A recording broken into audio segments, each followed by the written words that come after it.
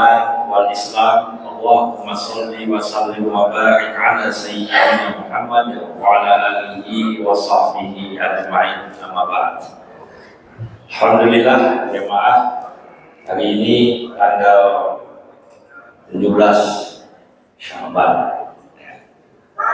Kita sudah melewati pertengahan atau nisfi daripada Sya'ban. Artinya Ramadan semakin dekat. Semoga Allah Subhanahu wa taala memberikan kita kesempatan, memberi kita kesehatan, memberi kita iman dan Islam untuk bisa berjumpa dengan bulan suci Ramadan. Amin ya rabbal alamin. Para ulama mengatakan bahwa bulan Sya'ban, bahkan mulai bulan Rajab, itu adalah bulan persiapan untuk menyongsong Ramadan, karena Ramadan ini memang bulan yang istimewa. Tidak ada nama bulan yang Allah sebut dalam Al-Quran. Silakan baca mulai dari Al-Fatihah sampai surah An-Nas. Tidak ada satu bulan pun yang Allah sebut namanya kecuali Ramadan. Rabiul Awal, Rabiul Akhir, Rabiul Awal, Rabiul Akhir, Rajab, Sya'ban, Muharram, Dzulqa'dah, Dzulhijjah, Syawal. Tidak ada yang disebut satu pun. Allah ada menyebut ada 4 ya, bulan haram, tapi nama bulannya tadi disebut. Yang disebut hadis Dzulqa'dah, Dzulhijjah, Muharram dan Rajab, itu bulan haram, bulan yang dimuliakan, bulan yang dilarang melakukan kejahatan, bahkan perang ya bulan ini. Ya, kecuali ketika kita diserang. Nah, tetapi bulan Ramadan itu tidak ada larangan perang, bahkan perang Badar ini bulan Ramadan. Ya.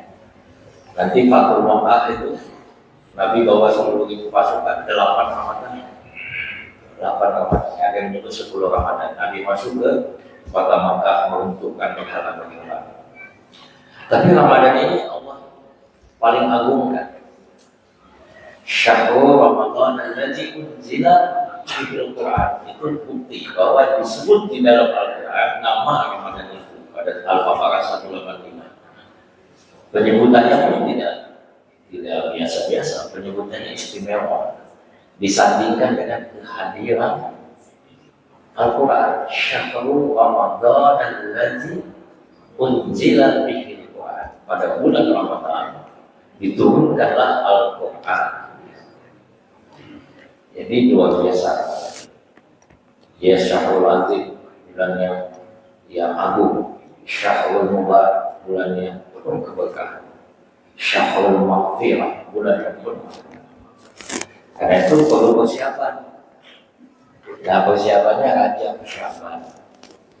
Ya, kalau kita olahraga juga kan. Ya, saya sering bergoes dengan teman-teman. Ada grup saya itu beberapa pensiunan tentara TNI. Nah, jadi biasanya kami pemanasan dulu.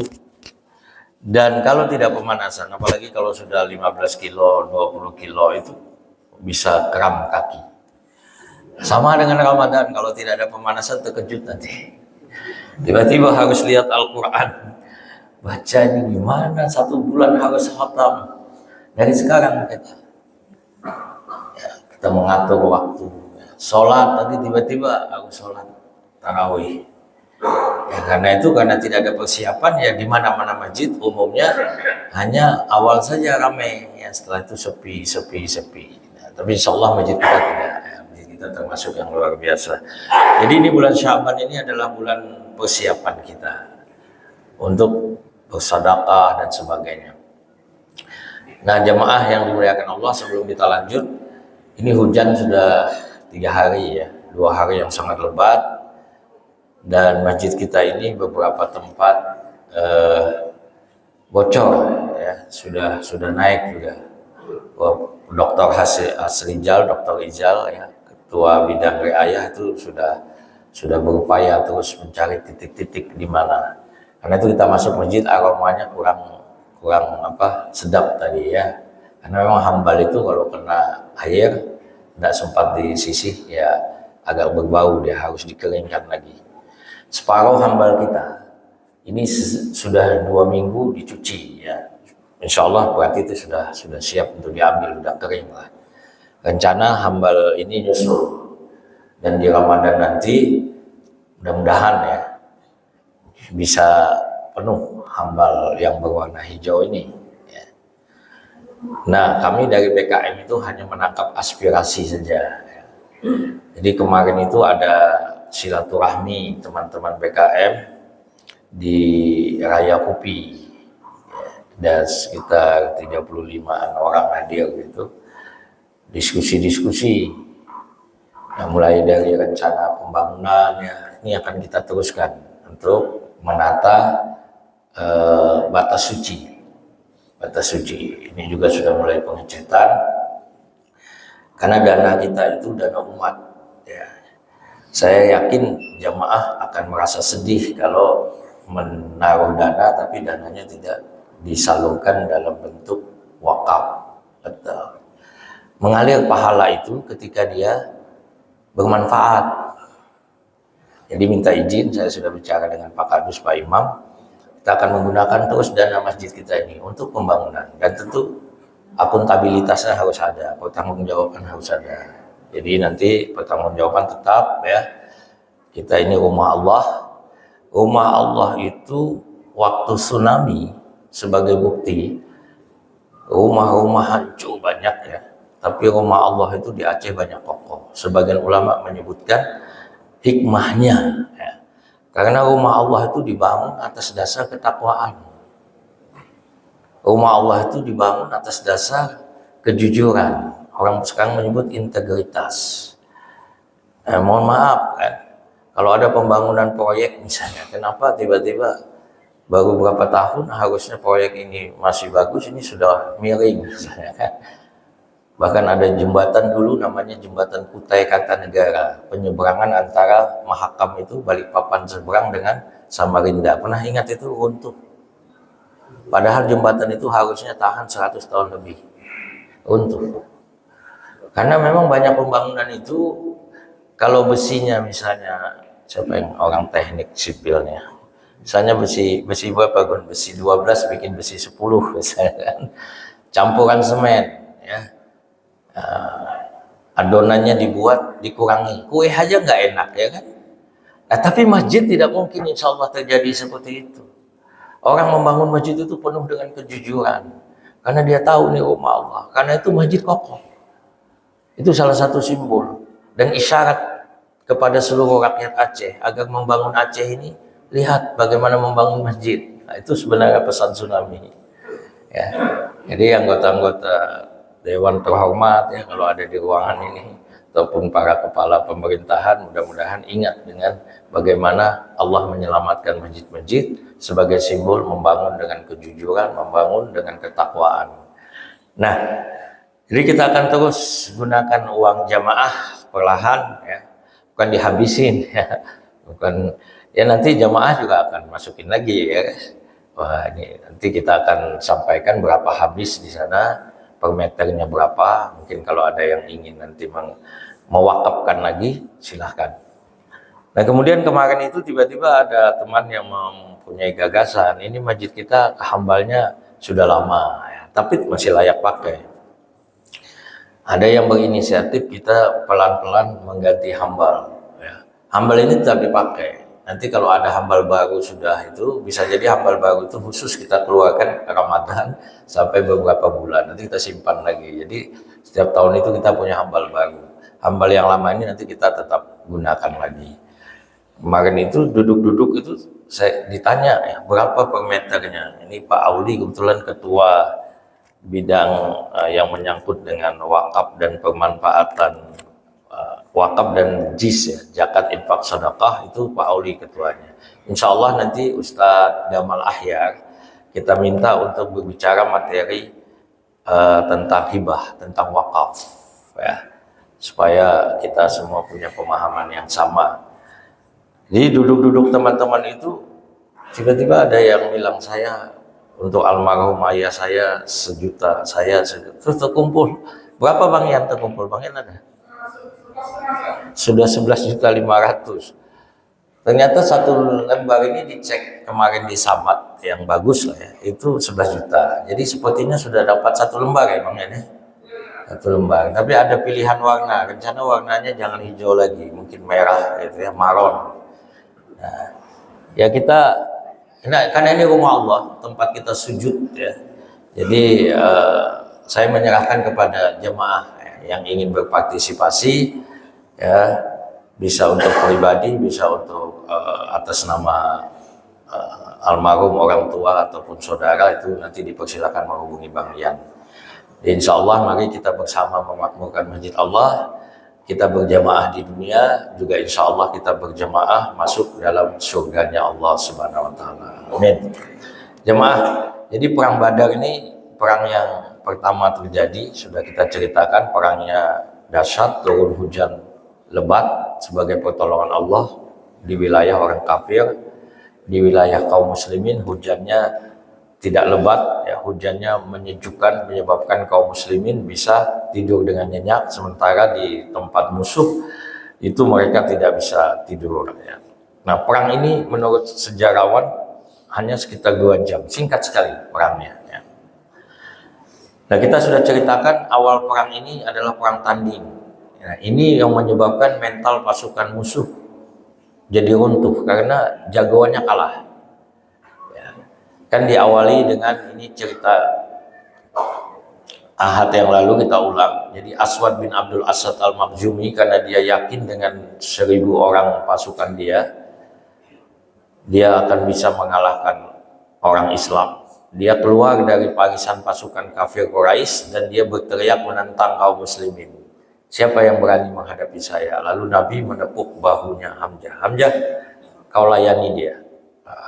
Hamzah muncul, ya, disambut oleh Hamzah bin Abdul Muttalib, langsung meladeni, dan singkat, hanya dengan beberapa pukulan pedang, ya, si Aswad ini terjatuh, ya, kemudian kakinya dihantam dengan pedang, putus ya oleh Hamzah.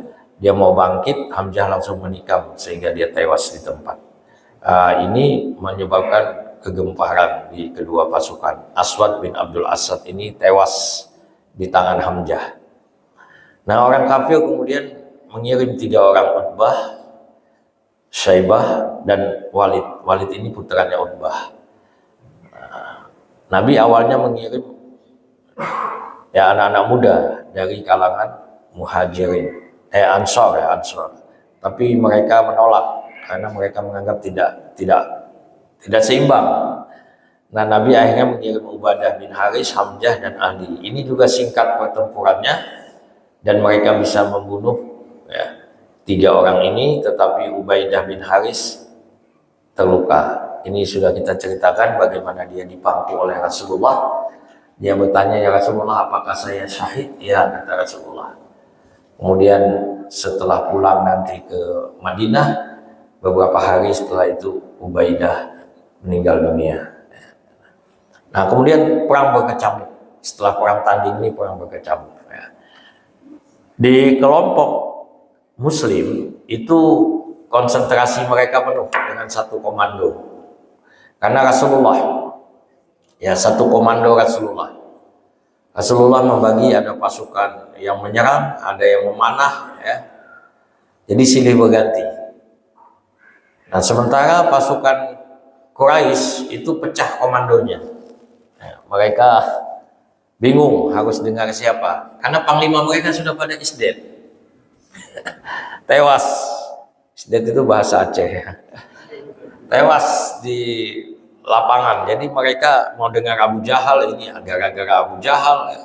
Sehingga mereka kacau ya. Kedua kubu saling bertempur, peperangan pun makin berkorban dan bertambah sengit, dan pertolongan Allah pun turun ya. Para malaikat yang Allah turunkan menguatkan hati orang mukmin. Salah satunya surah Al-Anfal ayat 12, ingatlah ketika Tuhanmu mewahyukan kepada para malaikat, sesungguhnya aku bersama kamu, maka teguhkan pendirian orang-orang yang telah beriman. Kelak akan aku jatuhkan rasa ketakutan ke dalam hati orang kafir, maka penggallah kepala mereka dan pancunglah setiap ujung jari mereka. Jadi ada riwayat yang menceritakan para sahabat itu melihat musuh, dia mau menyerang, musuh itu tiba-tiba jatuh, kepalanya sudah lepas, ya, dipenggal oleh malaikat. Surah Al-Anfal ayat 12. Diriwayatkan dari Ali bin Abi Thalib. Nah ini ya, jadi Rasulullah itu bukan model panglima yang hanya bisa memberi komando, serang gitu, dia diam saja. Nabi Muhammad itu kata Ali bin Abi Thalib, ya, dia adalah, aku telah ikut perang Badar, kami melindungi Rasulullah dan beliaulah yang paling dekat dengan musuh dan paling berani di antara kami. Subhanallah. Jadi Ali memang berupaya menjaga Nabi, tapi kadang-kadang keteteran ya, Nabi itu sudah di depan, ya, sudah duluan. Dan ini tidak satu riwayat ini saja. Pernah satu saat di Madinah itu ada suara yang menggetarkan, orang semua keluar saling bertanya dan cari teman untuk ke sana. Waktu mereka datang, Nabi sudah duluan di sana. Nabi sudah duluan di tempat itu. Begitu Rasulullah SAW. Jadi beliau bertahan. Nanti di perang Hunain juga kita akan lihat. Orang lari kocar-kacir, Nabi yang tetap bertahan. Nah, Rasulullah SAW ini begitu menampakkan keberaniannya. Ini membangun mental 313 sahabat ini. Yang mereka sebelumnya kecut ya melihat musuh 1000. Tapi begitu melihat Nabi di depan. Ya kayak kita lah, kalau sudah pimpinan di depan kan tidak ada rasa takut lagi kita. Ya. Tapi kalau pimpinannya bilang, kamu duluan lah coba. Dia sembunyi gitu. Nah jamaah yang dimuliakan Allah, dalam waktu sekitar 2 jam lewat tengah hari, sebanyak 70 pasukan kafir tewas. Termasuk Fir'aun. Ya, Abu Jahal ini disebut oleh Nabi Fir'aun pada masa Nabi. Jadi Fir'aun itu rupanya ada setiap masa. Fir'aun pada masa ini ya silahkan cari siapa. Ya. Jadi Abu Jahal namanya bagus sebenarnya, Abdul Hakam. Ya, Abdul Hakam. Dia anaknya Hisham. Ya, artinya seorang yang bijak. Orang yang hakim, hakam itu kan bijak. Umayyah bin Khalaf, ini tokoh juga, dia mati. Ya. Al-As bin Hisam. Ini tokohnya, tapi jumlahnya yang mati itu 70. Abdullah bin Zarah, Hanjalah bin Abu Sufyan, Naufal bin Khailid, Abu Bakar al-Bakhtari, Aswad bin Abdul Asad al-Makhjumi, Utbah bin Rabi'ah, Saibah bin Rabi'ah, ya, Walid bin Utbah. Ini ya tokoh-tokoh dari Quraisy. Ya. Rasulullah sebelumnya sudah menunjuk tempat terbunuhnya petinggi Quraisy. Ini sudah kita ceritakan. Sebelum perang Badar itu, Nabi meninjau lapangan. Orang kafir belum datang. Ya. Nabi naik dengan kudanya perlahan bersama sahabat. Nabi nunjuk, ini tempat matinya si Fulan. Ini Abu Jahal nanti mati di sini. Ya. Ini nanti Umayyah matinya di sini. Apa yang beliau katakan itu tidak ada satupun yang meleset. Ya. Tidak ada satupun yang meleset. Jadi tepat semuanya. Nah, kaum muslimin memenangkan peperangan. Ya. Kafir Quraisy mati, mereka lari, mereka mundur, tidak sempat dia makamkan ini, dimakamkan oleh Rasulullah dan sahabat tadi. Jadi mayatnya tetap dimuliakan. Karena itu Nabi pernah duduk dengan sahabat, tiba-tiba lewat jenazah, Nabi berdiri. Ya, sahabat lain tidak mau berdiri sebelumnya, tapi karena lihat Nabi berdiri ikut berdiri, terus beliau bisik kepada Nabi, ya Rasulullah, itu yang mati Yahudi. Kalau orang Islam, Nabi pasti tahu kan, Nabi yang memimpin. Tapi Nabi tahu itu Yahudi. Sahabat bilang, itu Yahudi yang mati ya Rasulullah. Nabi katakan dia manusia. Jadi nilai kemanusiaannya Nabi hormati. Akidahnya ya jelas, dia akidah ahli neraka, soalan lain. Maka mayat-mayat ini pun Nabi makamkan dalam satu tempat. Jadi para sahabat waktu itu menggali lubang untuk memakamkan kafir Quraisy yang terbunuh ya. Jadi selain memukul mundur 1000 tentara Quraisy, umat Islam berhasil mengambil rampasan 600 persenjataan lengkap, 700 unta. Ya, ini kan termasuk punya Abu Sufyan. Abu Sufyan kan nggak jadi lari. 300 kuda serta perniagaan milik kabilah Abu Sufyan. Jadi perang Badar ini rampasan perangnya luar biasa. Nah, sehingga mengejutkan ketika kembali nanti ke Madinah. Orang terkejut nanti. Dan ada yang kecewa, aduh kenapa enggak kasih tahu kami ya Rasulullah, kalau enggak kami ikut perang. Ya. Karena itu nanti perang Uhud itu, kenapa perang Uhud itu kaum muslimin menyambut musuh di medan Uhud, nanti salah satu alasannya karena kelompok yang tidak ikut perang, mereka pingin keluar. Padahal waktu itu Nabi ingin bertahan di Madinah. Tapi karena suara mayoritas, Rasulullah ikut mayoritas. Dan sebagian menyesal. Ada yang menegur anak-anak muda, kalian memaksa Rasulullah kalian ini.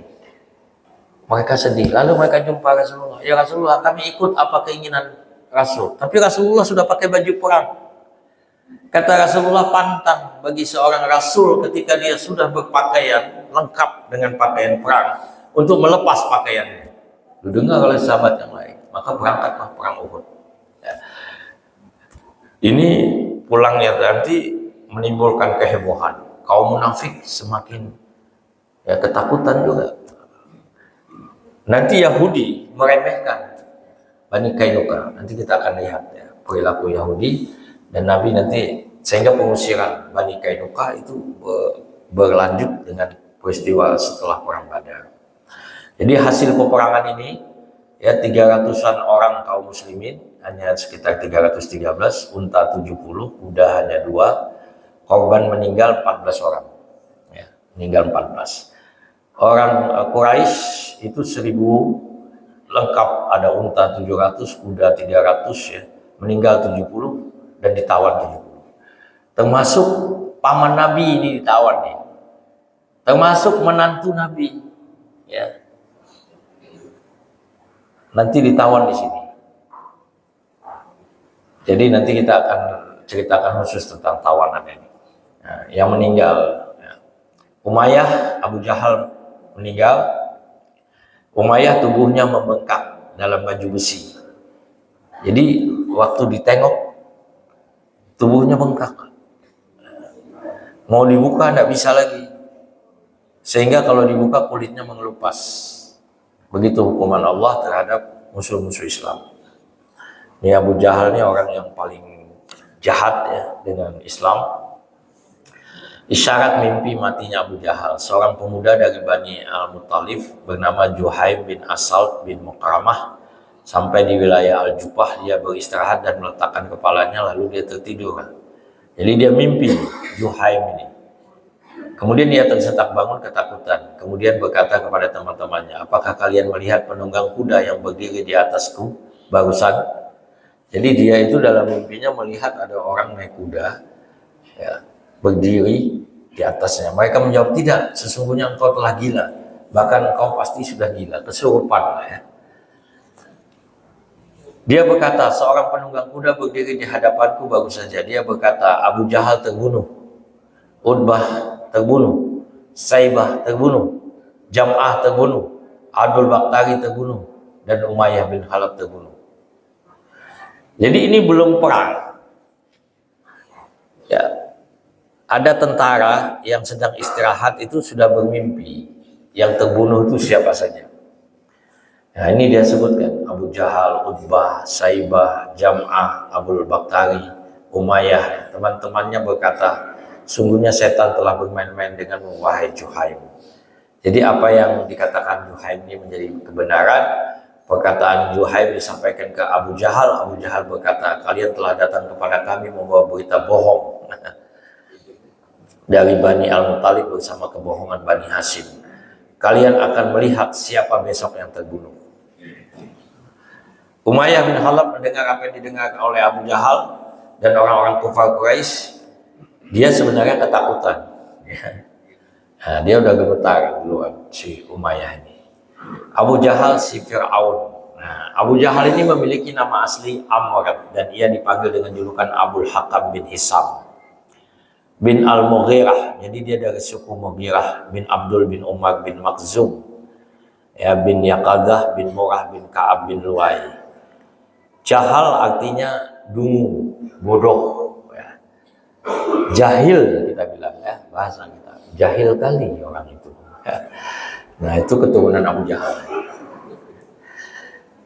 Jadi kalau kita naik haji atau umrah, mau nyebrang jalan misalnya di Madinah, yang di jalan besar di Madinah itu kadang-kadang ada pengendara yang kencang sekali. Nah, itu keturunan Abu Jahal. Kadang-kadang kita jadi takut. Nama ini diberikan kepadanya sebab dia tidak bisa membedakan mana yang benar dan salah. Abu Jahal merupakan orang kafir yang menentang dakwah Nabi. Abu Jahal dia pemuka Quraisy. Dia dari suku Al-Makhzumi yang disegani oleh kaumnya dan membenci Nabi. Dia tidak pernah bosan memaki dan mencaci Nabi. Dia tidak pernah lelah menghasut orang-orang tentang Rasulullah. Hal ini dikarenakan dia memiliki sifat dengki dan sum'ah, suka mencari perhatian orang lain agar dipuji. Karena sifat buruknya ini, Nabi memberi dia gelar si Fir'aun. Itu si Fir'aun.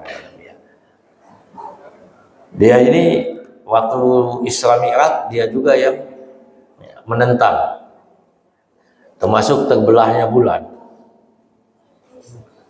Sudah pernah kita cerita tentang mukjizat ya, terbelahnya bulan itu Abu Jahal juga. Jadi semua kebenaran sudah diperlihatkan, tapi namanya hidayah itu tidak masuk ke dalam jiwanya. Dia menganggap bahwa ketika Nabi membelah bulan, dia bilang disihir mata dia. Ini sihirnya. Lalu dia penasaran, diam-diam dia menunggu kabilah dagang Quraisy yang pulang beberapa hari setelah peristiwa terbelah bulan. Dia tanya, kalian pada hari sekian, malam sekian itu ada nggak menatap bulan? Ada. Apa yang terjadi? Kami melihat bulan terbelah dua. Kan ini sebenarnya sudah bukti nyata. Tapi dia tetap ingkar. Ini si Abu Jahal. Ya. Demikian Isra dan Mi'raj. Isra dan Mi'raj ini Abu Jahal juga. Ketika Nabi sedang duduk seperti begini, habis selesai sholat subuh, datang dia akan jahil usil tadi. Ada berita apa dari langit? Nabi ditantang begitu, Nabi langsung cerita. Saya baru saja pulang dari Masjidil Aqsa, Baitul Maqdis. Baitul Maqdis, ya. Karena menurut para ulama, Baitul Aqsa itu pertama kali disebut oleh Al-Quran. Jadi sebelum turunnya Subhanalladzi asra bi 'abdihi lailan minal masjidil haram ilal masjidil aqsa, itu disebut Baitul Maqdis. Bait itu rumah, Maqdis itu suci, ya, rumah yang disucikan. Saya baru pulang dari Baitul Maqdis, kata Nabi. Yang benar. Kan ditanya seperti itu. Kata Rasulullah, betul. Pasti dusta kamu. Saya tidak berdusta. Maka kemudian Abu Jahal ingin mempermalukan Nabi Muhammad. Kan dia terus mengatakan, kalau kamu berani, kamu cerita sama orang banyak. Kata Nabi Muhammad, siapa takut? Abu Jahal naik ke atas Bukit Safa. Pengumuman. Ya. Ada berita heboh nih. Datang orang semua kumpul. Ada apa? Orang Muslim juga datang, orang kafir datang. Ada apa? Dia cerita. Ini biar Muhammad yang cerita nanti. Nah, nanti Nabi Muhammad yang cerita. Orang terpanjat. Abu Jahal bilang, bukankah yang dikatakan Muhammad ini dusta? Kita saja sebulan pergi, sebulan pulang, itu pakai kendaraan terbaik. Dia mengatakan hanya dalam sebagian malam. Bodoh dia ini. Tapi Muti bin Adi, salah satu pemuka kafir Quraisy, dia berkata, coba kita tes. Kita tanya dia Muhammad. Kalau betul dia pernah ke sana, pasti dia tahu perjalanannya bagaimana, ya, apa yang dia lihat di sana. Kita tanya. Ditanya kan Nabi Muhammad. Ini menunjukkan bahwa Isra dan Mi'raj bukan mimpi. Kalau mimpi tidak ada yang didebat. Pagi ini Pak Yusuf tiba-tiba cerita sama kita. Saya tadi malam, kata Pak Yusuf, dari California melihat kebakaran di sana. Semua orang akan bilang, mana mungkin Pak Yusuf? Kata Pak Yusuf, saya mimpi. Semua orang pergi. Kalau Nabi Muhammad bilang, saya mimpi, tidak ada yang mungkin bertanya. Artinya memang Nabi Muhammad mengalami, maka terjadi dialog. Ini saja akal siapapun akan digiring pada keyakinan bahwa Isra dan Mi'raj itu memang benar terjadi. Semua yang ditanya mereka, Nabi bisa jawab. Subhanallah. Dalam hadis disebutkan, ketika mereka bertanya tentang fisiknya Masjidil Aqsa, Nabi bercerita, Allah perlihatkan di hadapanku. Ya. Allah perlihatkan di hadapanku Masjidil Aqsa. Dan setiap mereka tanya, aku bisa jawab. Jamaah mau tanya sama saya sekarang, pintu Masjidil Haram. Saya telepon Ustadz Aupa sekarang, beliau sudah di sana. Langsung Ustadz Aupa pakai video call. Dia bilang, Ustadz, tidak usah kasih tahu orang. Sudah. Dia. Mau tanya apa tentang Masjidil Haram? Di mana letak posisi sumur Jam-Jam? Tahu-tahu Ustadz Aupa sudah kesini. Saya bisa jawab. Jadi video call itu bagi Nabi Muhammad hal biasa. Jangan sombong kali kita. Nabi Muhammad itu sudah teknologi masa depan itu beliau sudah alami. Bahkan sebelum beliau berangkat kan beliau dibedah itu. Beliau ceritakan, aku dibelah dada. Dan sahabat Nabi, kalau saya tidak hilap Anas bin Malik, itu paling dekat dengan Nabi. Dia menceritakan Nabi pernah, karena dia dekat dengan Nabi. Nabi pernah memperlihatkan kepada saya belahan pada dadanya. Jadi memang bekas jahitan seperti orang dijahit itu operasi. Nah, dunia medis hari ini kan biasa, ada orang sesar, ada orang operasi Bang Buyung saya mana prostat sebagainya. Artinya dunia medis itu sudah menjadi isyarat. Nah, belum lagi bicara kecepatan kendaraan. Hari ini kalau orang mau ke Medan naik bis dengan ke Medan naik pesawat, siapa lebih cepat? Pesawat. Burak itu fisik. Kata Nabi, aku naik ke atasnya. Karena yang berangkat ini abdihi, ya, hamba, jasad dan ruh. Maka burak itu isyarat juga. Kalau mau menempuh suatu perjalanan dengan sangat cepat, gunakan kendaraan yang cepat. Burak itu maknanya kilat, ya, kilat. Nah, jadi cuma pesawat burak kita akhirnya tutup, ya. Dulu kan ada pesawat burak di Indonesia. Saya pikir bisa bertahan. Baik, jamaah ini menyimpang sedikit. Ini perilaku Abu Jahal, si Fir'aun ini. Jadi memang dia ini sudah tertutup jiwanya. Bahkan Nabi pernah doa untuk Abu Jahal ini. Ya Allah, kuatkanlah Islam dengan salah satu antara Abu Jahal, ya, Amr bin Hisham. Nabi menyebutnya tentu dengan namanya. Ya Allah, kuatkan Islam dengan Amr bin Hisham atau Umar bin Khattab. Ternyata Allah memilih Umar bin Khattab. Ya. Abu Jahal sangat angkuh, dia sombong, ya. Suatu hari Abu Jahal sendiri ingin membinasakan Nabi. Nah, jadi ini ada cerita Abu Jahal itu pernah diam-diam bawa batu besar, dia ingin menghantamkan kepala Nabi agar pecah. Sebelumnya dia mengatakan kepada teman-temannya, lihat, ya, saya akan bunuh tuh Muhammad. Muhammad dia sedang sujud di sana. Dia bawa batu besar. Semua nunggu. Ini Muhammad pasti pecah kepalanya. Lalu Abu Jahal perlahan mendekati Nabi. Nabi sedang sujud. Tiba-tiba dia melihat seekor unta raksasa yang ingin menelannya. Tiba-tiba ada kepala unta besar yang ingin menelannya. Jatuh batunya. Abu Jahal ketakutan dan dia lari terbirit-birit. Ini dikisahkan di dalam sirah Ibnu Hisham. Sirah awal itu menceritakan. Sehingga teman-temannya terkejut. Mereka ikuti Abu Jahal. Ya orang ketakutan gimana lah, ya. Napasnya terengah-engah. Jadi dia bukan berbohong. Kalau dia berbohong, itu jelas nampaklah orang bohong. Betul-betul dia takut. Artinya dia menyaksikan memang ada unta besar yang mau menelan dia. Pucat wajahnya, gemetar. Dia bilang, ketika aku akan mendekati Muhammad, tiba-tiba muncul seekor unta besar dan dia akan menelanku. Abu Jahal selalu mengganggu orang sholat. Dia melempari orang sholat dengan kotoran unta, kotoran kambing, ya. Jadi sejak Nabi Muhammad membawa ajaran Islam, orang-orang lemah masuk agama tersebut. Abu Jahal menyiksa kaum keluarga Yasir ini. Bundanya, ya, Ammar bin Yasir, namanya Sumiyah, ini dibunuh oleh Abu Jahal. Yasir juga dibunuh oleh Abu Jahal. Anaknya selamat, ya, Ammar.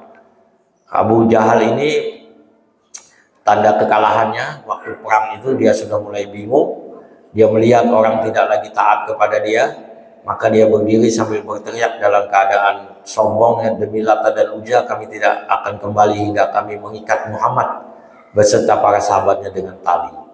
Jadi dia sudah tahu posisi sudah terjepit, tapi dia ingin memberi semangat teman-temannya, pasukannya.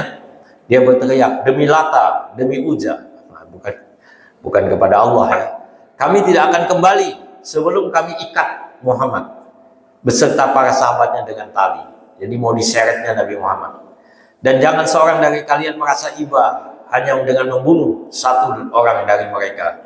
Beri mereka pelajaran yang sebenarnya hingga mereka tahu akibat perbuatan mereka, menyelisih agama kalian dan membenci apa yang disembah oleh nenek moyang.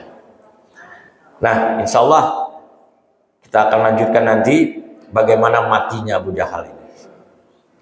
Dia dibunuh oleh dua anak muda. Anak muda yang tidak terkenal.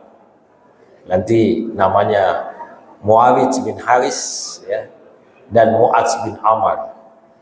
Dua pemuda ini yang nanti membunuh Abu Jahal. Abdurrahman bin Auf waktu itu, ya ini orang-orang Ansor, orang Madinah, sedang di depan. Dia melihat ada dua anak muda.